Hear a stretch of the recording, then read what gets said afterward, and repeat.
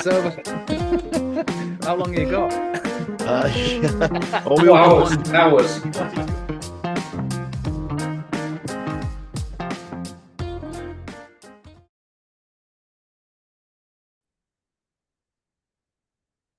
Hi, good evening, guys, and thanks again for watching another Landscape Landcast photography podcast channel.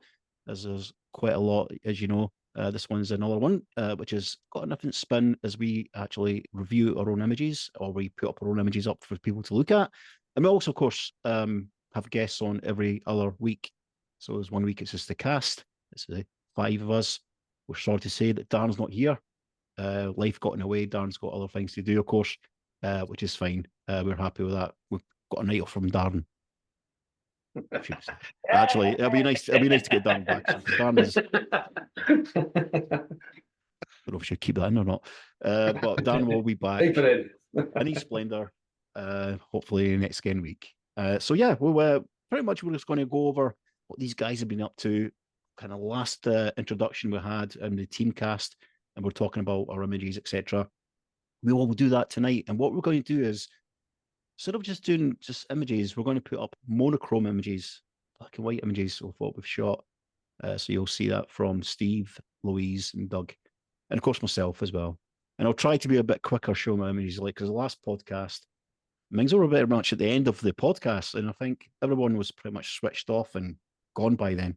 So no one's seen my images probably. So if you do stay to the podcast, did that on purpose. if you do stay to the podcast, you get a free gift. So, guys, Steve, good to see you again. Thanks again for coming on. Yep. As usual, what you've been up to this week, and yeah.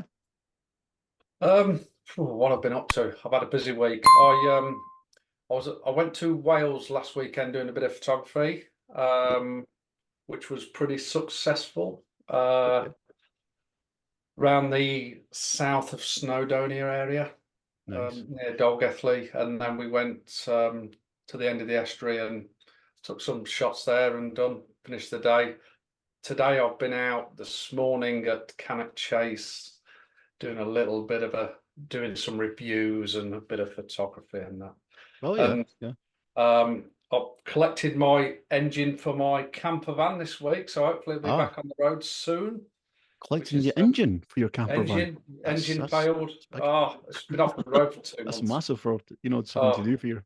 Yeah. So I'm hoping that's going to be on the road next week. Good. That's good to hear. That's good. Yeah, because we've got a Facebook meet next Saturday, I think, down south somewhere.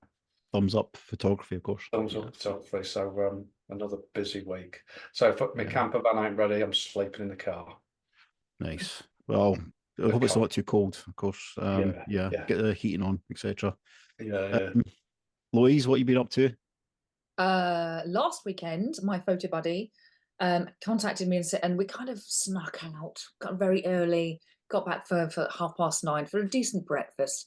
But I had a bit of a mess up because my entire memory card failed on me, so I lost all of my images. So I had to rely on, for my video, I had to rely on some kind of older ones and beg my photo buddy to lend me one just for illustrative purposes. Bit of a mess up, but very nice to be out, even though it was flipping cold. Double jacketed, double trousered. That's all I'm saying. Oh, yeah. Even on the south coast, just say. Long John's all wrong for the guys. Oh, too right. Very attractive. So, Doug, as well, what you've been up to? Well, I've not taken. Do you know I've taken a grand total of one photograph in the last fortnight. Really? One photograph, yes. I was down. In fact, it was yesterday. I was down the borders, and I've not been out for various reasons. But I took my camera with me when I was working yesterday, and one picture because it was so damn cold. And guess who left his gloves and hat behind? So, I thought, right, I'll brave this for about 5 minutes while the camera got set up, took the picture, decided it was way too cold, and away back inside again. So that was it. That was my photography outing for the fortnight. Myself, I've been doing nothing actually. Well, I've been doing editing and things, but I usually do one video a week. And this week, you probably noticed, Eddie's Geek-wide viewers or whoever watches my channels. Thanks. Fancy two guys over there.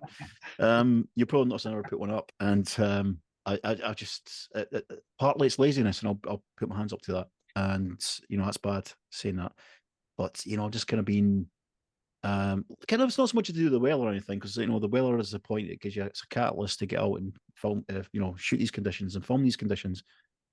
But it's just that kind of thing that just kind of drive. It's not so much because I've been busy. It's just because I just couldn't be bothered, and because I feel guilty about it, I'm going to put more into my next video. So the next video, I'm not going to say it's going to be a banger or anything, but it's going to be hopefully it makes up for missing the 2 weeks that I've not been on. Brings us to this part of this week's images. It's time for that part of the show on Landscape Lenscast Podcast, where we all take a look at the images for this week from present and past.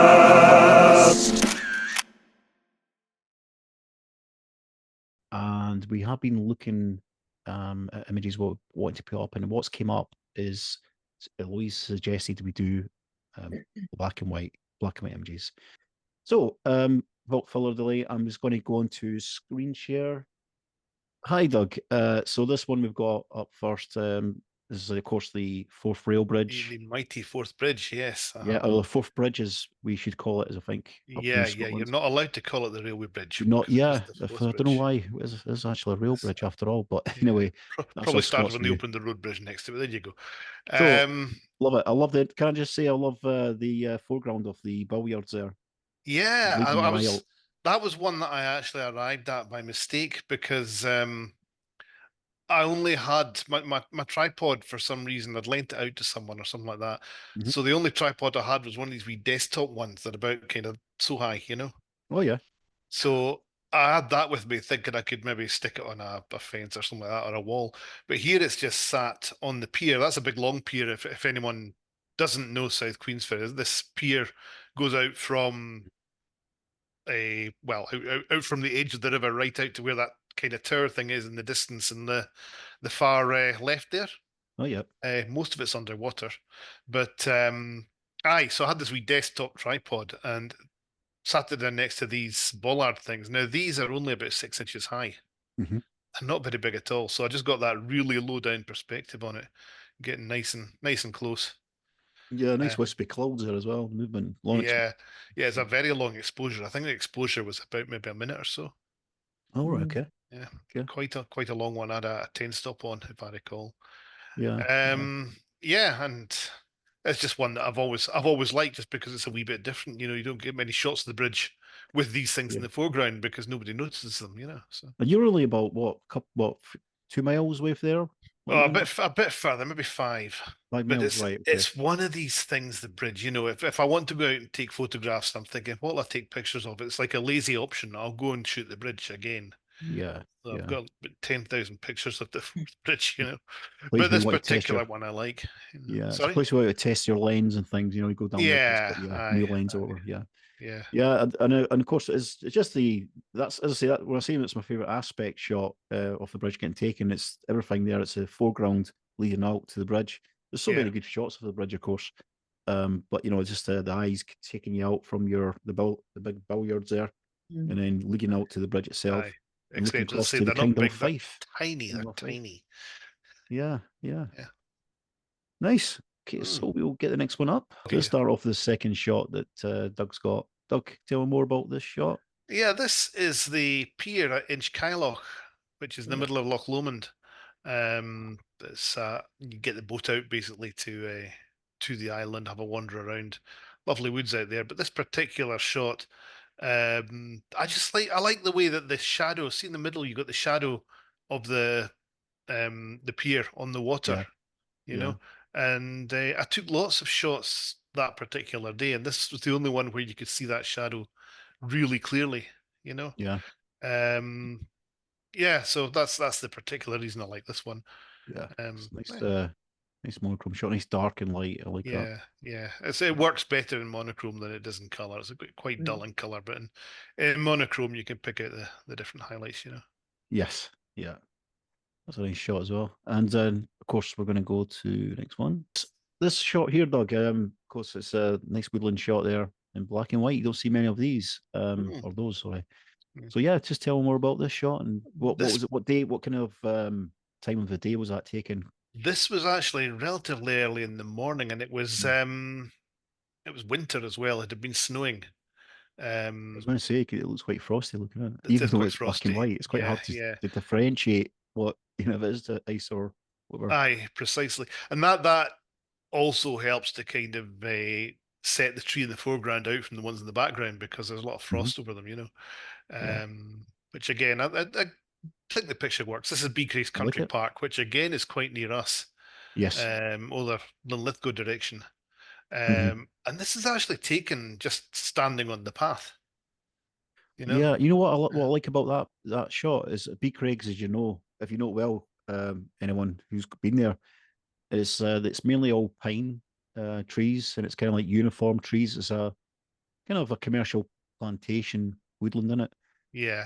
But that there is some cracking gnarly oak trees, etc. there as well, and it just kind of like if you get it right, like you've got it right here, it just looks more kind of wild, just a bit more free. Yeah. Not too much like it's just been like put there, lined up, like trees are going to get cut down any minute. Yeah. But yeah, I like that shot. That's a nice one. Yes, I was quite pleased with the way that one came out. So yeah. There we go. So this one is the Union Canal. So this is not far from our stay in Stockbridge. As in, Yeah. it's a walk away from me. It's about half an hour's walk. That's not too far at all. Different, yeah. Yeah. So it's high key. Very high key, yeah. And I've actually, if I'm being absolutely honest with you, I've put some gradients on it as well in post, just to lighten up the water to match the sky, because I mean the water is Right, fairly okay. bright out, just to noticed take a that, lot of yeah, the yeah. ripples out, Yeah, yeah. Um, Well, you normally go and do that in long exposure, but I gather you can't because the boats move all the The time. boats will Water. move around, yeah, Yeah. exactly. So yeah, you just end up with blurred boats, which don't look great. So that's right in the middle of Edinburgh, almost, It is, guys. yeah. The city, and it's you're pretty much about 25 minutes walk away from the Waverley station, or the Haymarket only about 20 Haymarket minutes. Station, yeah. Aye. Yeah. So it's quite a central part. So if you ever visit Edinburgh, there's a little kind of tranquil part you can visit, which is Union Canal. Story goes that the Union Canal was built to mainly the first sort of kind of not motorway, but it was like a boat motorway you could call it, to Glasgow to Edinburgh. And Yeah. it was just to help production in regards to food getting transferred back and forth. Anyway, I'm not a historian as much as Doug is. I'm sure Doug will fill in the blanks there. I have written quite a lot about the Union Canal, to be fair. Story goes, Burke and Hare was when he came they both worked on it, yeah. they worked on it, yeah. There is a bridge further down. It's actually on the Forth and Clyde, which is no, I'm wrong, it's on the Union. I'm telling lies. Along near a Falkirk. Oh yeah. And it's a bridge, it's got a smiley face on one side and a sad face on the other. All right. It's called the Laughing and Greeting Bridge. Greeting. And That's what we say crying in Scotland. Scots, yeah. So this is Darren Moorhouse's images, guys. He is not present tonight, but we thought it's only fair to get his images up. Of course, I'm sure you want to see his images as well. And it's a stunning shot there. This is similar to the shot he actually put up last time we done the group chat. Is this the same location, Steve? It's this is Malin. The other one was near Riverlead. Right. But very similar sort of location. Obviously, you got the limestone paving. It's a phenomenal place to go. It is, yeah. It's like being on Mars, as you can imagine. The first time I come across it, I was just amazed. And then you get these lone trees that are just dotted here, there, and everywhere. So photography-wise, fantastic. I think the important thing is like what Darren's tried to achieve here is try to get them leading lines, them lines running through the pavement. Yeah, and which can be very difficult. Yeah, but the biggest problem you got is actually walking on the limestone. It's deadly. Ankle breakers. Yeah, I can imagine. I was going to say that, Louise. They're probably quite dangerous walking with your ankles with that. Yeah. The light, of course, that's the talking point, isn't it? It's coming through the gap in the tree. Yeah, that's a lovely kind of starburst. That yes. Yeah, it's nice. He's got that through there. That smacks me of a 1635 starburst. Just to let you know, if anyone's a Canon, he's probably not a Canon, but you get that with a Canon 1635. It's just The one of the things I like about the image as well is, as you mentioned, the of course the terrain is a bit kind of precarious walking across there. How do you set up a tripod? with It's- great difficulty. Yeah, I can imagine. yeah. That's probably the hardest part actually is setting up your composition. You know, you're almost better off going handheld, to be honest, but it's so difficult, especially if you've got good light, obviously, then handheld would be the way, but you manage. It's because them cracks, those 2 or 3 foot deep. If you drop your phone or anything like that, it's gone. You're not getting it back. Or So an that's- SD card or a Oh, lens yeah, cap. yeah, anything like that. Yeah, I nearly lost my Darren, bag once great. actually trying to shoot it. I put my bag down. I've walked over some, turned around, Yeah. and couldn't find my bag. So I've got a tag in my bag now, Really. just so I can find it. Anyway, Darren, if you're watching, that's a great shot. But we're all agreeing that, guys, aren't we? Yeah. So we move on to the next one. This is the second image we've got up from Darren Moorhouse and the cloud inversion. Yeah, I love the cloud inversion. Beautiful shot. Yeah. Steve, what do you think?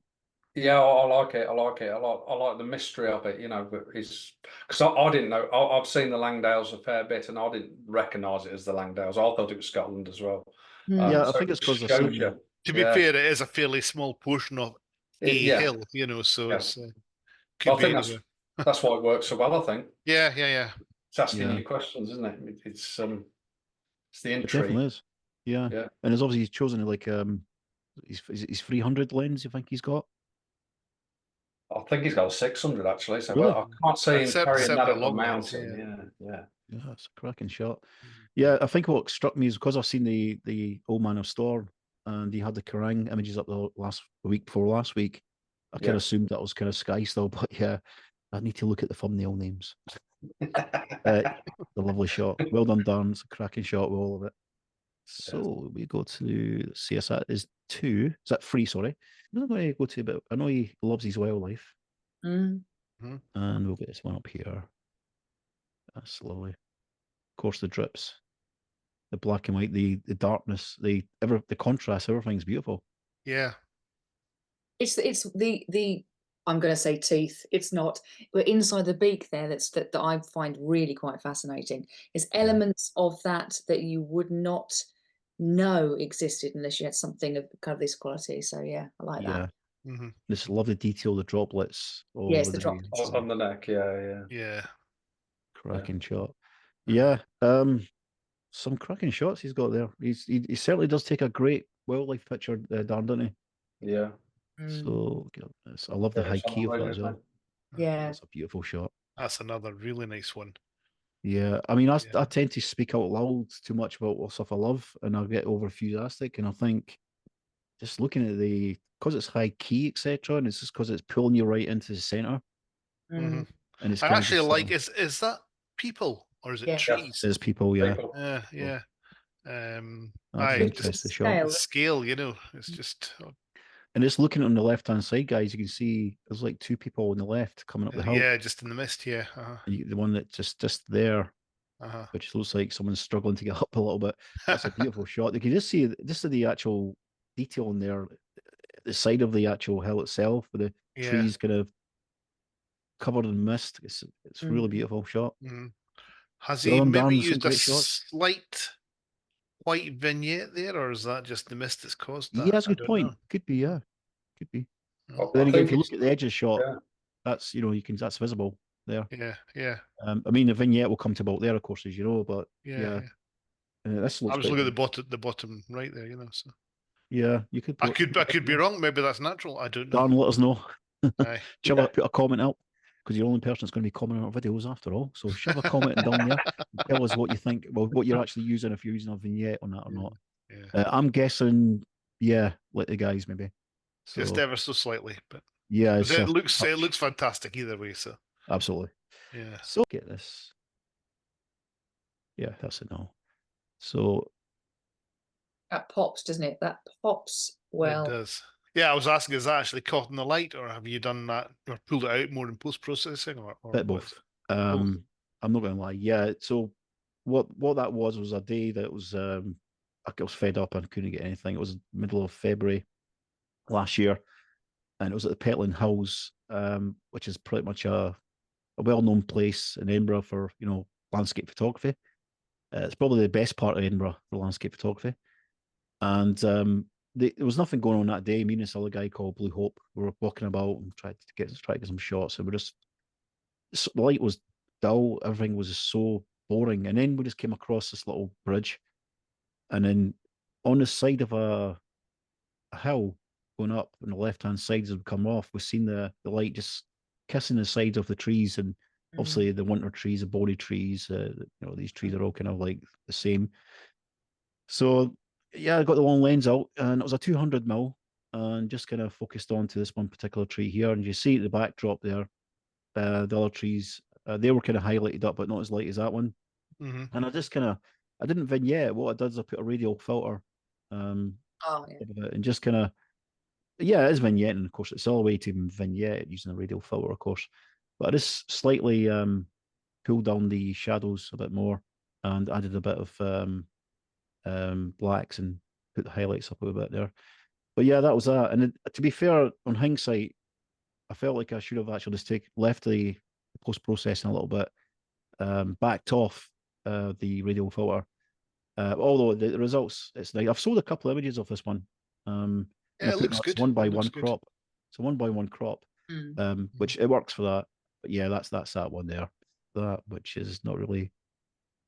Anyway, this one here. Okay, so this was another day that I was shooting woodlands up Castorphin Hill, which is right in the middle of Edinburgh. Great place if you're looking to get somewhere fast, of course, because it's right central if you're living in Edinburgh or anywhere near Edinburgh. Now, this is kind of on the edge of the woodlands.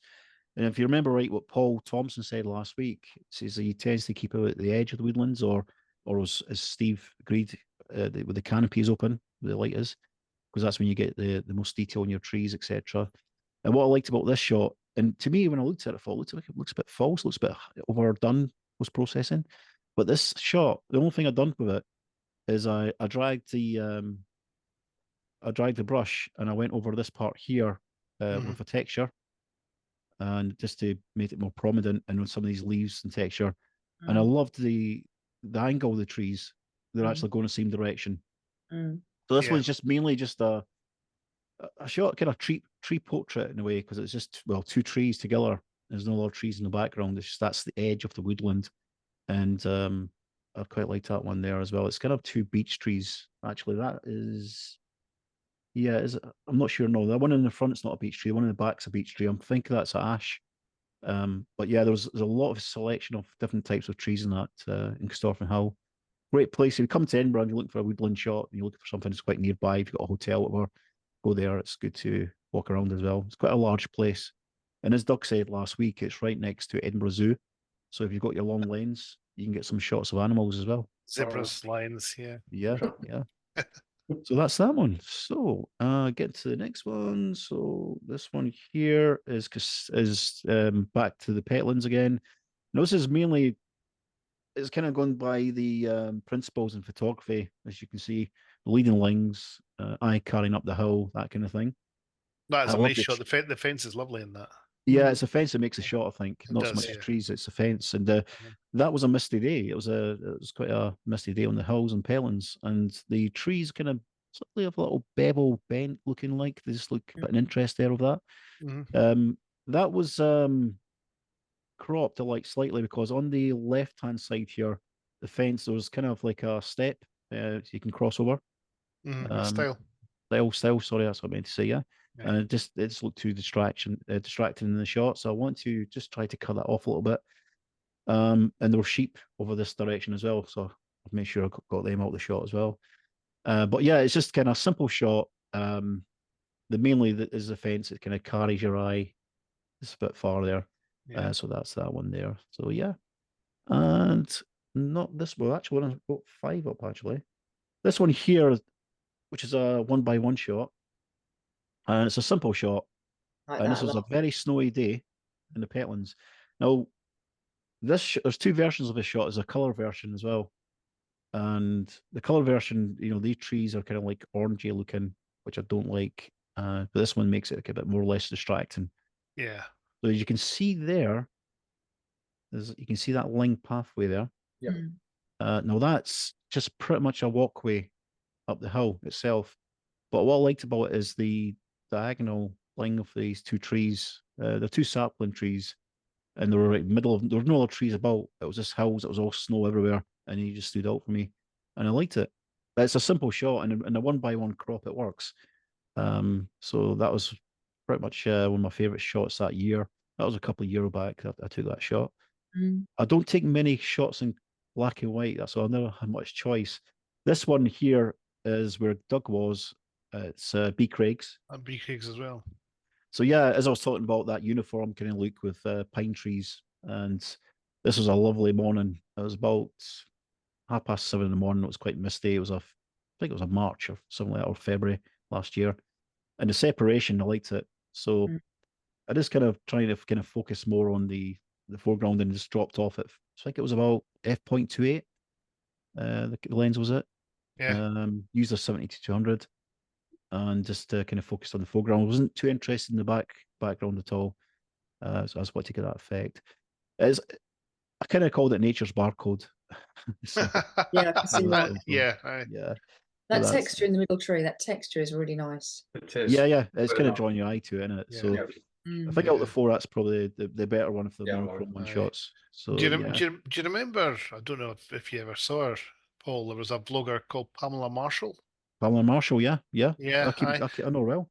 You know Well, I her? don't know her well, but I keep in contact with her. But and so she went to B. Craig's and took a very similar shot to that, but I think it was in colour, Hmm. if I recall. So, guys, this image is Louise Welcome, and as you noticed, if you could observe looking behind her from the start of the show, you would have noticed that shot, as I pointed out. Louise, can you tell me more about this fine shot? I can. So this is Heartland, and it was an extremely high tide day, and I had to wait for ages to get over. Got very wet, but I literally got one shot. This is it. And do you know what I like? I like that little stone in the foreground. That's the bit I like best in that. The stone, the little round one, pathetic. I've also realised I have, like you, Paul, this very one here, good yeah. whites, but also I tend to process harshly. Didn't twig that. I mean, I very much emphasize the contrast in stuff. Yeah. And I didn't realise that until I had to do this exercise. Yeah, so much detail in these rocks. I mean, looking even farther, what were you focusing on? Was it like F11 or was that stitched? Yes. So not stitched, stacked. Genuine, yes. Yeah, F11, F9 to F11 is normally what I would go for. But yes, it was just, and it does drop off. I had I had a polarizing accident in an earlier shot, which I didn't get anything right, but it just, yeah, I have one shot, that's it, done. And it just went too far out. So I thought, oh, crikey. It's a good, nice shot. I mean, looking at it, it's your attention just goes right to the back there with the detail in these rocks there. Yeah. Sharp. There's also leading lines within the water as well, which take you back there too. That stone you're talking about, since you've I love that brought to our stone. attention. Yep. And this here, I like this here, the texture. It's the texture in the image I love. It's got the texture as well. That's a lovely shot. This is the second image, guys. This is in Blackpool, near Blackpool, Louise. Yeah, just north of. I'm going to say Cleveland. Okay. Somewhere there, and effectively, it's just behind.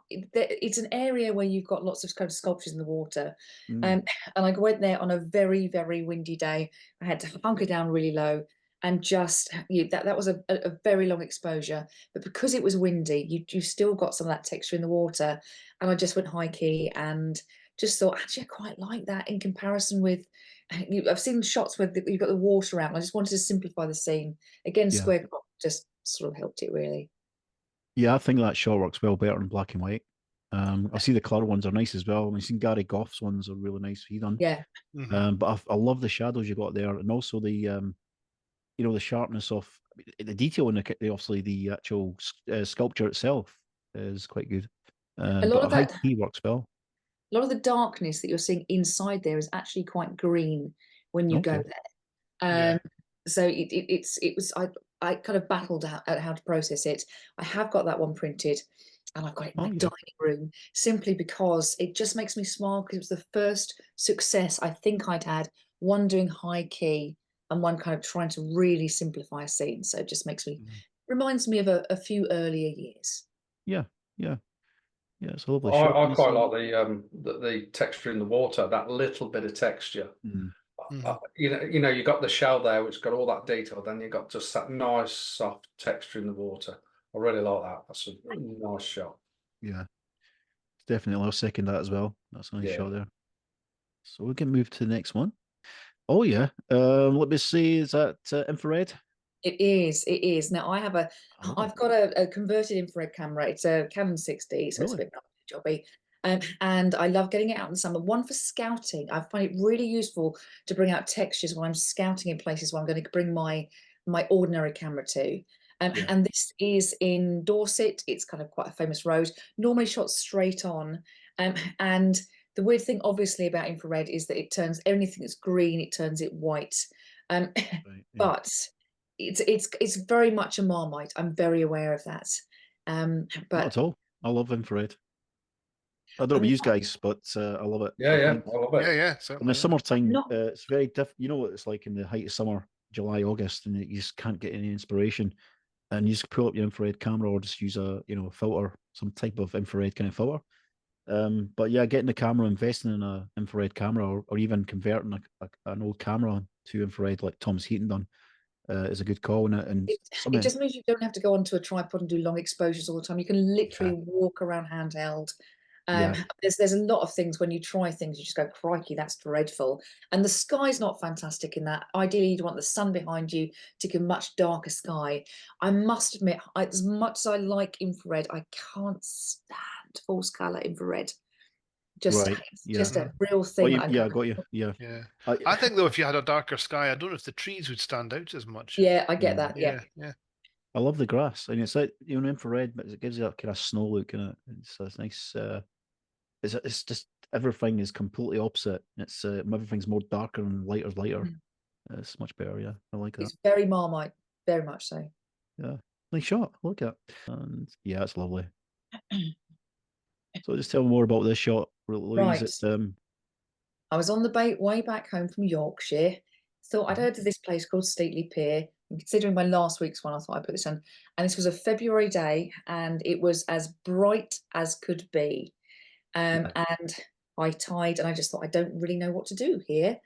First time I'd been there, and it was one of those. About 10 minutes beforehand, it was a blue sky day. And the clouds were sort of coming up really quite fast. And I thought, oh, and just a little bit of sea fret came in out in the distance just to blur that horizon. I haven't done anything to that horizon. Right, okay. Because it looks like I've Gary Goffed it fractionally, doesn't it? But I don't have to, that's fair. I don't have his skill, as you could probably tell. But it was just a little bit of sea fret, and just it worked incredibly well. So I high keyed it. That's all. That's nice. It's lovely. Nice and simple. Lovely shot. Yeah, for some great shots coming up, guys, tonight as well. Extra points for using Gary Goff as a verb, by the way. Yeah. I could turn anything into a verb. I think. So, guys, this is Steve Staines Images now. And Steve, can you tell me more about this image and where it is? Yep, it's in Snowdonia. No, The name. I think you pronounce it Ridvi or something like that, believe it or not. It's a stunning place. It's absolutely a stunning place. We have had a meet up there and things like that, but it's part of Snowdonia where it's less popular. But it's really good for photography. And actually in the background there, somewhere within that cloud and murk, is Snowdonia itself. So you're looking towards Snowdonia. I think it's from the south side. And I think the lake or the Lynn is Linnigada, I think, if I remember right. Yeah, there's just some old fishing boats there, and I've photographed them a few times. And that's actually, again, it's a pano, and I've got a colour image as well. And to be honest with you, I always prefer a colour, to be honest. But even though I do think black and whites were, in certain circumstances, But this was as you could probably feel, it was a murky day, and that was one of them times where I've travelled up in the morning, 4 hours drive, got the shot. I think I'll back home for 2.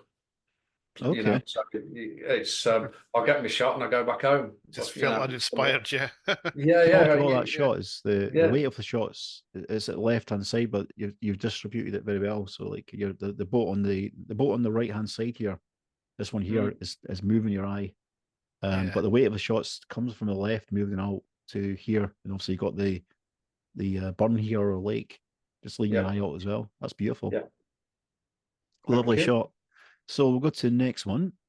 So the next shot, of course, Stephen, tell me more about it. A lovely looking kind of pathway, just kind of ascending out to there in the mist. Yeah, this is it's South Warwickshire. It's near Chesterton, Chester Windmill, and it's actually it's about half a mile from the windmill. And it's a place we've discovered over this last 12 months or so. Yeah.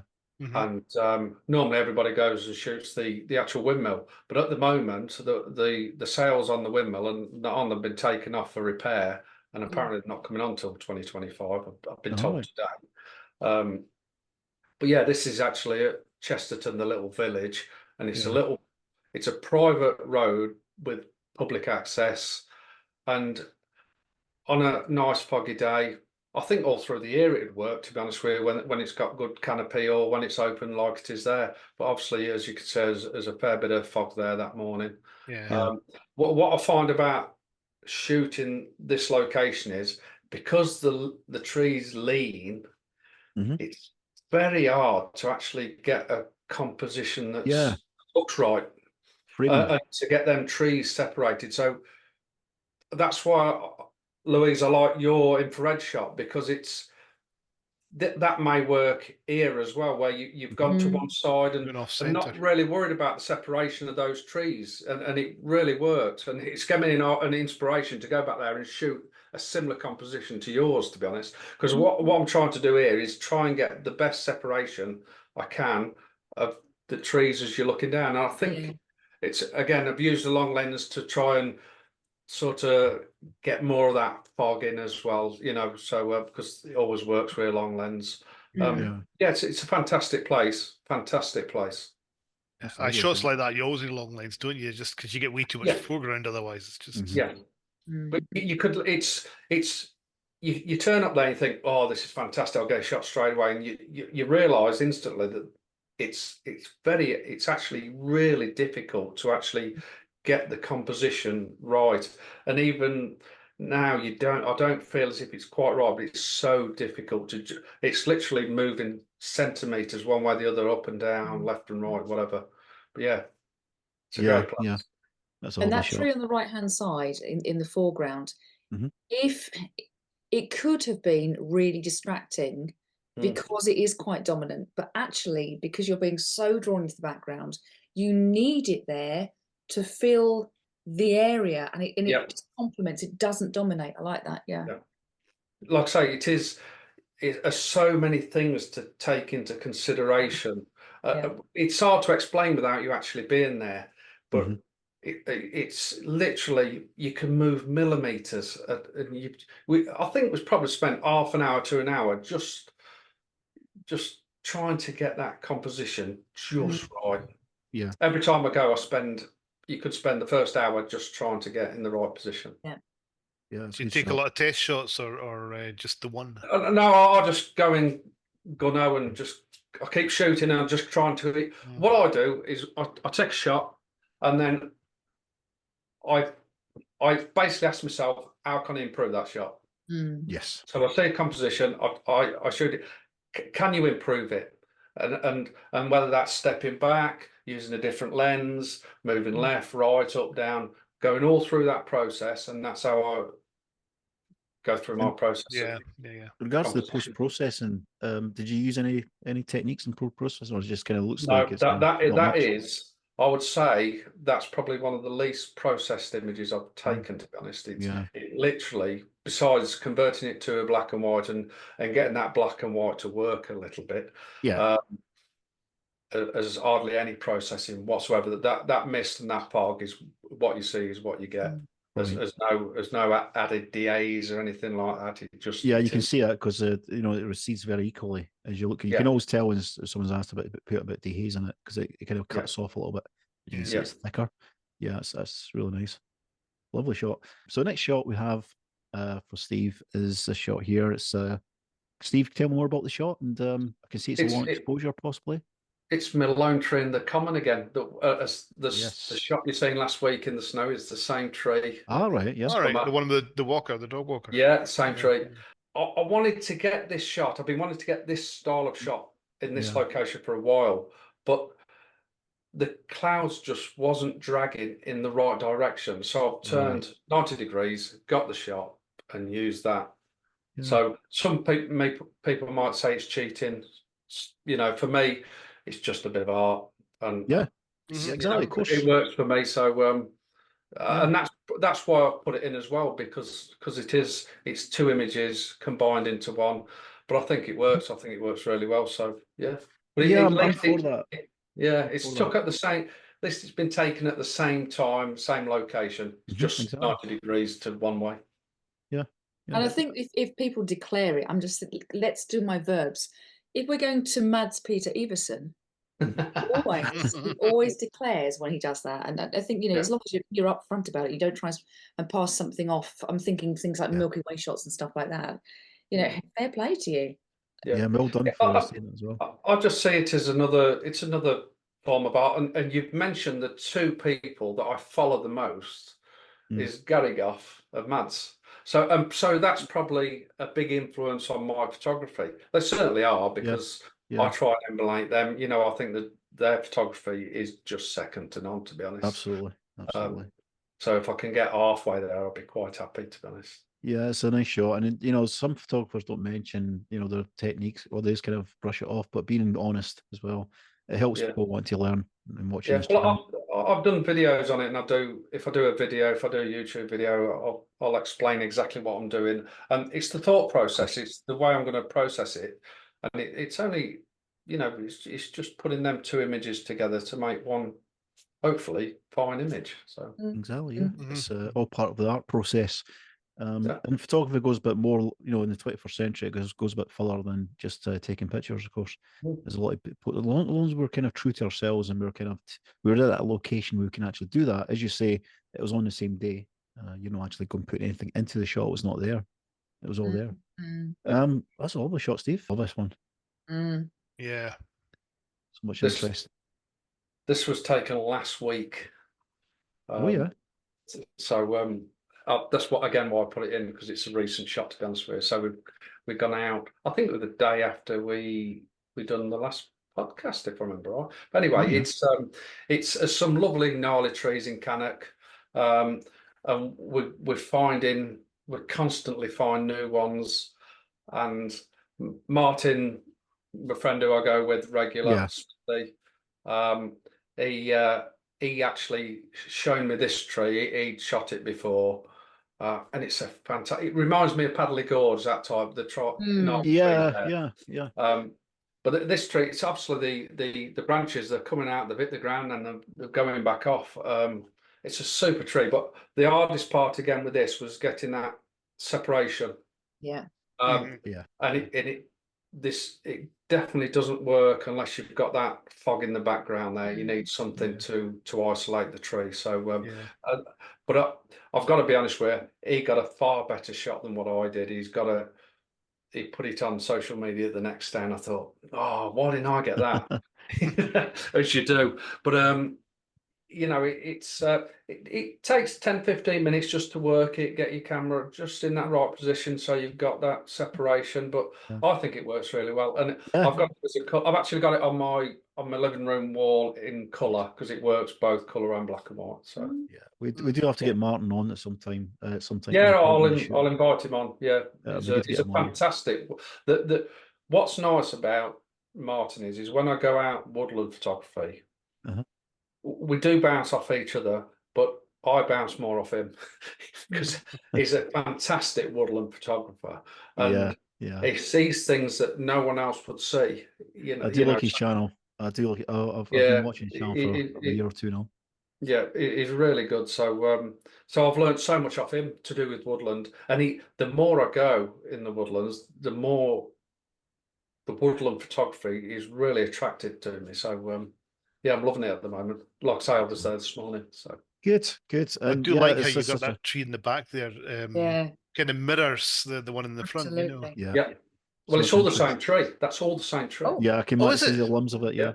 Yeah. So it's like kind of All right enough. Yeah. almost aye. like a dead tree falling. It's like Well, it is actually fallen, but it's still obviously growing, and but it's actually them branches have fallen and then grown again, sort of thing over the years. Yeah. It's like the If one you- last week, or the first one we done. When I put my image up with the limbs and all, I called it, and it was like the tree limbs kind of spreading out. Mm. That was a fallen tree, but it was still growing, still Yeah. life in it. That's Some fascinating super shots. These characters. ones, yeah, Yeah. really nice shots. I love that. That's a great shot, Steve. Best one so far, of course. Actually, there's arguably the best one so far. So we had a look at the images. Yeah, guys, if you probably noticed at the start of the podcast last week with Paul Thompson, there was an unusual introduction. So I just put like a little kind of intro, and I wrote a couple of words on it. But yeah, leave a comment what you think of it. I'd like to hear comments in regards to that. And guys, I sent the guys the clip of the introduction, and I got no one replying to me. It was like radio silence. I thought, I couldn't get it to play. I'm going No, to I couldn't get it to play either. oh, you cannot get it to play, None right? of us have heard Louise, it. you've not heard So it? what you're going to have to do is, because none of us have heard it, you're going to have to sing it to us. Well, what Yeah. I'm going to Yeah. do is going to get it on screen share. I think you can add That's audio. cheating. That's a proper chicken. Proper chicken. Yeah, I Come can't on, we sing. want you to sing. Come on. I did a can't sheep sing. impression. You can do that singing. I really cannot sing. So I'm just going to Even grab better. this folder if I can find it somewhere. Right, so here we go. I'm going to put this up here. Oh, hiding. You've probably seen this video talking to the audience, of course. But we're just going to let these guys for the first time hear and make their judgment on this song, which is done by a beautiful woman who's a jazz singer. And I'm not being professional. I've got the name somewhere, but I can't find it. I will put a credit of the song underneath this video. Here we go. Welcome to tonight's Landscape podcast. We are talking photography. We are showing pictures. We are Paul, Steve, Louise, Doug, and Darren. Quite like that. Okay. Yeah, it's Oh. good. That's all right. Yeah, can't You argue like with it? that. Yeah. Won't use Love a it. bit of cheese. I love a bit of cheese. It's, More well, the cheese thing the is, there's a merrier. nice balance with if you make a podcast memorable, sometimes for all the wrong reasons, it does work. But only as long as we keep to being true to what it is, it's all about photography. We don't lose sight of that. So You do There's a few realise that podcasts do people that. are going to come up and when they meet you, they're going to sing that song. Oh, well, they might I'm use going guys. to. Don't worry, they might see you guys go, oh, by the way, you welcome to podcast photography. So all sing it seriousness, straight that's back the at them. quirky part. Do you know, Paul? I had a guy. I was, on my blogs. Every time I took a picture, I was doing the 2-second timer and to fill in the Yeah. time. I would go 1, 2, 3, click. And Actually, this yeah, happened yeah. happened at just about every video that I did. Yeah. But one time came in from, I can't remember where we'd been, but we were out and I said to wife, "Do you fancy chips?" "Oh yeah, let's order chips." And so we did that. So I ordered a chippy, and I opened the door to the guy, and he went, "Oh, 1, 2, 3, click!" Just like that, right in my face. Right. Nearly That's jumped out my excellent. skin. So, guys, thanks again for watching Landscape Lenecast, and thanks for listening to our new jingle. Put your comments below. Tell me what you think of the jingle. Don't be afraid to say it's terrible. But I love, if it's terrible, you're going to have nightmares and it wakes you up. I've done my job. So, all seriousness, guys, it's been really great. Next week, we'll have another guest on the show. Right now, I'm not going to confirm it is because I'm still waiting for him to get back, but I'm sure you'll enjoy the guest. And then the week after that, we'll go back to the cast again. It's all just the 4 or 5 of us. I'm sure Darren will be back then as well. So, guys, thanks again for watching. Have a good photography week, whatever you're up to.